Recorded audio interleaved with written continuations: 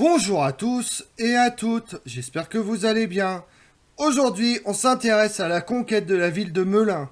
Assiégé conjointement par le duc de Bourgogne et le roi d'Angleterre, le premier vient en ce lieu pour traquer les assassins de son père, tué sur le pont de Montreux. Le second pour asseoir son autorité sur l'île de France. Vous voulez en savoir plus sur le siège de Melun? Venez avec moi. Le meurtre de Jean sans peur, duc de Bourgogne en septembre 1419, sur le pont de Montreux-Foyonne, par les partisans du jeune dauphin, futur Charles VII, jette le nouveau duc de Bourgogne dans l'alliance avec l'Angleterre. Henri V est dès lors en mesure d'imposer, avec la complicité de la reine Isabeau de Bavière, la signature d'un traité au roi Charles VI, signé à Troyes. Le dauphin est déshérité au profit du roi d'Angleterre, qui épouse Catherine de France, fille de Charles VI et belle-sœur de Philippe le Bon. En attendant la mort de Charles VI, qui signifierait l'ascension au trône de France du roi d'Angleterre, Henri V et le duc de Bourgogne doivent exercer conjointement le gouvernement du royaume.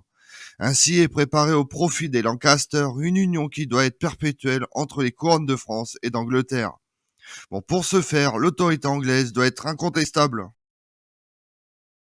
Henri V, roi d'Angleterre, pour imposer son autorité, décide de soulager Paris, qui subit depuis de nombreux mois le blocus de ses principales voies d'approvisionnement en raison de la présence de garnisons fidèles au dauphin, sur le cours du principal cours d'eau au nord, à l'est, au sud de Paris.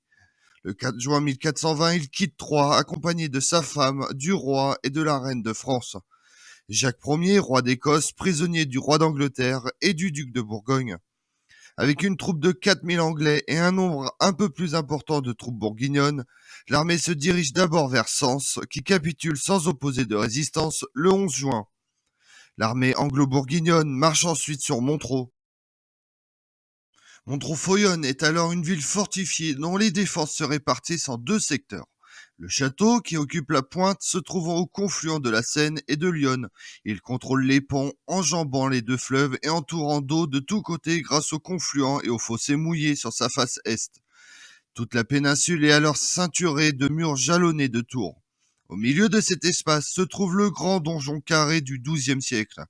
Guillaume de Chaumont, seigneur de Guitry, est le capitaine de la place depuis plusieurs mois. Il était présent lors de l'assassinat de Jean sans peur l'année précédente.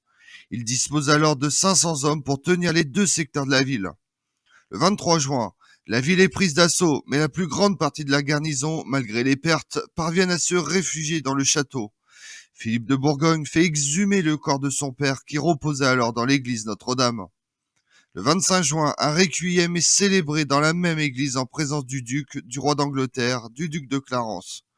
La dépouille sera par la suite transférée sur Lyon pour rejoindre le mausolée des ducs de Bourgogne. Les taux se resserrent autour du château lorsque les assiégeants établissent des pontons sur Lyon et sur la Seine, afin d'empêcher toute fuite par le fleuve. Le duc de Bourgogne fait amener par barge des pièces d'artillerie qui, couplées à l'action des trébuchets déjà sur place, commencent à fortement endommager les fortifications de conception ancienne. Henri V décide d'amener 11 prisonniers capturés lors de la prise de la ville, menaçant de les exécuter si la place ne se rend pas. Guitry refuse de céder au chantage. Le roi d'Angleterre fait alors ériger un échafaud et exécuter les hommes à la vue des défenseurs. Quelques jours plus tard, Guitry se décide à traiter avec les assiégeants. On convient d'une reddition pour le 1er juillet. La victoire de Montreux ouvre la voie en direction de Melun, foyer de résistance à l'autorité anglaise. Suite aux capitulations de Sens et de Montreux, Henri V vient mettre le siège devant Melun, défendu par une garnison de 600 à 700 hommes, dont certains contingents écossais sous le commandement d'Arnaud Guillem de Barbazan, conseiller et premier chambellan du dauphin. Et capitaine français, les raisons qui poussent le roi d'Angleterre et le duc de Bourgogne à venir assiéger Melun sont doubles. D'une part, elle reconnaît l'autorité du dauphin Charles de Valois, résistant à celle d'Henri V. L'autre raison est d'ordre personnel, avec la volonté du duc de Bourgogne de venger le meurtre de son père, dont il accuse injustement Barbazan d'être l'un des complices de l'assassinat sur le pont de Montreux. Sauf que Barbazan n'était pas présent à Montreux en 1419. Au nom de Charles de Valois, Barbazan décide de défendre Melun en 1420 contre l'armée anglo-bourguignonne.